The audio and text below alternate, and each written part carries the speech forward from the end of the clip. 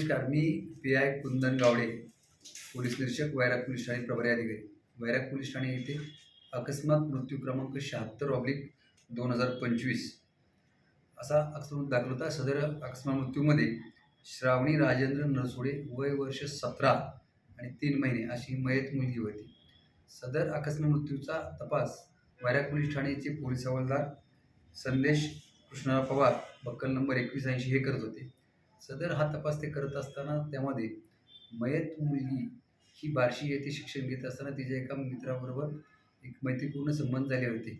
आणि हे तपासामध्ये ज्यावेळेस पोलीस हवालदार संदेश पवार निष्पन्न झाले त्यावेळेस त्यांनी इत्थंभूत तपास करून तिचे कॉल डिटेल्स तांत्रिक प्राप्त करून त्या अनुषंगाने तिचे मित्र मैत्रिणी यांच्याकडे तपास केला.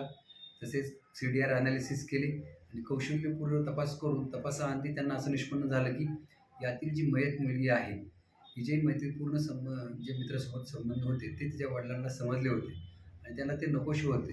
त्या कारणानेच त्यांनी राहते घरी तिचा ओढणीने गळा आवळून तिचा जीवेनिशी ठार मारलेलं तपासात निष्पन्न झालेलं आहे.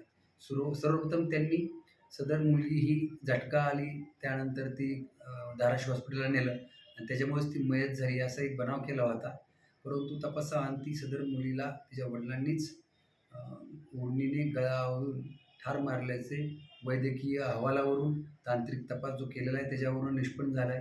त्या अनुषंगाने यातील मयत मुलीचे वडील राजेंद्र नानासाहेब नरसोडे यांना आम्ही सदर गुन्ह्यामध्ये 26/2/2026 रोजी 1:01 अटक केलेली आहे.